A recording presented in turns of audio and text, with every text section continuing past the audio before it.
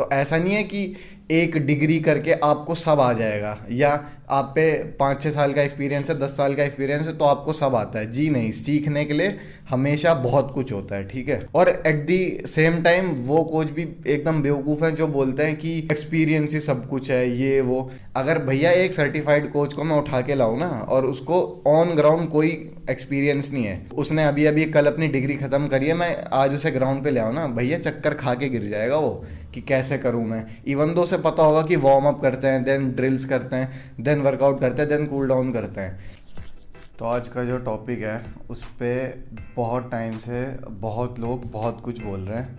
मतलब जो 2016 से 2017 का टाइम था, तब जो यूट्यूब पे 1600 मीटर की दौड़ की जो वीडियोस बनाते थे, वो लोग वो थे जो मतलब कहीं से भी उठ के आ रहे हैं और अपनी एकेडमी खोल रखी है और अपना ज्ञान बांट रहे हैं लोगों को, ठीक है। मतलब वो सर्टिफाइड नहीं होते थे।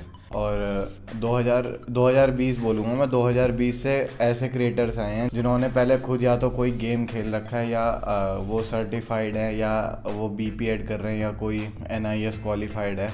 और अब तो ऐसे मतलब इक्वल मिलेंगे आपको। आपको जो नॉन सर्टिफाइड है वो भी उतने ही मिलेंगे, और जो सर्टिफाइड है या जिन्होंने कोई गेम खेला हुआ है वो भी उतने ही मिलेंगे। तो इस वीडियो में मैं बात करूँगा कि सर्टिफाइड वर्सेस नॉन सर्टिफाइड कौन सा कोच बेहतर है, या यूट्यूब पे आपको किसकी राय ज़्यादा सुननी चाहिए, या फिर आपको किससे कोचिंग लेनी चाहिए, ऑन फ्लोर या ऑनलाइन, किसी से भी, ठीक है। तो इस वीडियो को एंड तक देखना, और जितनी भी फालतू की बातें चलती हैं ऑनलाइन उन सबको आज मैं डीबंक करूँगा। तो वीडियो में एंड तक बने रहना। तो सबसे पहले हम ये बात कर लेते हैं कि जो एक कोच होता है उसका काम क्या होता है, उसका जो मेन गोल होता है, काम होता क्या है। तो उसका सबसे पहला फोकस जो होता है वो होता है टू प्रोड्यूस रिजल्ट्स, ठीक है। अब वो रिजल्ट्स कैसे प्रोड्यूस करेगा? थ्रू राइट ट्रेनिंग सबसे पहले इसलिए बोल रहा हूँ क्योंकि ट्रेनिंग सबसे ज़रूरी होती है। ट्रेनिंग को आपको टॉप प्रायोरिटी पे रखना ही पड़ेगा, ठीक है। Through right training, through right nutrition, through right recovery planning, through right decision making कि किस समय क्या कर रहे हैं, वो भी सबसे ज़रूरी होता है। थ्रू राइट सप्लीमेंटेशन, और थ्रू राइट गियर्स यानी कि जो आपके जूते होते हैं या आपके जो कपड़े वगैरह होते हैं, वो भी एक कोच की ड्यूटी होती है कि वो आपको बताए कौन से जूते वगैरह आपके लिए सबसे सही हैं। और सबसे main through right knowledge and implementation of knowledge, ठीक है। ये मैंने इम्प्लीमेंटेशन ऑफ नॉलेज बोला, ये मैंने क्यों बोला है ये मैं वीडियो में आगे जाके आपको बताऊंगा। और क्या काम होता है कोच का? To bring the best out of you, मतलब जो आपकी मैक्सिमम कैपेसिटी है उस पे आपको रीच करवाना with in the given time period, ठीक है। कि आप एक कोच के पास गए कि मेरे पास 3 महीने हैं, मेरी 100 मीटर की टाइमिंग अभी इतनी आ रही है और मेरे को इतनी करनी है, तो वो आपको आपका बेस्ट निकाल के देगा। वो एक कोच की ड्यूटी होती है, ठीक है। और क्या ड्यूटी होती है एक कोच की? To keep the client injury free. अब सब अपनी जगह है, पर आप अगर इंजर्ड हो गए तो सारी कहानी वहीं ख़त्म हो जाती है। ट्रेनिंग धरी की धरी रह जाएगी, सप्लीमेंट्स, आपकी रिकवरी, आपका न्यूट्रिशन सब धरा का धरा रह जाएगा। अगर आपने कोई इंजरी पाल लिया, आप इंजरी फ्री नहीं हो, ठीक है। ये one of the main components होता है कोच का कि वो आपको इंजरी फ्री रखे। इंजरी फ्री वो कोच आपको कैसे रखेगा? Through right strength and conditioning plan, ठीक है। जो कि यहाँ कोई नहीं बताता है, सब अपनी डिग्री झाड़ते रहते हैं, वो मैं आगे बताऊंगा। और इसको आपको कंसिडर करना है या नहीं करना वो आपके ऊपर है। कोच का बिहेवियर, अब बिहेवियर 2 तरीके के हो सकते हैं, एक होता है फ्रेंडली, एक होता है स्ट्रिक्ट। अब बहुत लोग बोलेंगे नहीं, स्ट्रिक्ट ही अच्छा है कि जो डंडा पकड़ के बस करवाते रहे। एक बोलेंगे कि फ्रेंडली होना चाहिए, स्ट्रिक्ट तो माँ बाप होते हैं आजकल, अब कोच भी ऐसा होगा तो हम करेंगे कैसे। पर मेरा मानना यह है कि कोच फ्लेक्सिबल होना चाहिए, यानी जिस टाइम पे जो चीज़ नीडेड है उस टाइम पे वो करे। अब जैसे कोई ढीठ है उसके साथ तो कोच को स्ट्रिक्ट होना ही पड़ेगा, लठ बजाने ही पड़ेंगे, ठीक है।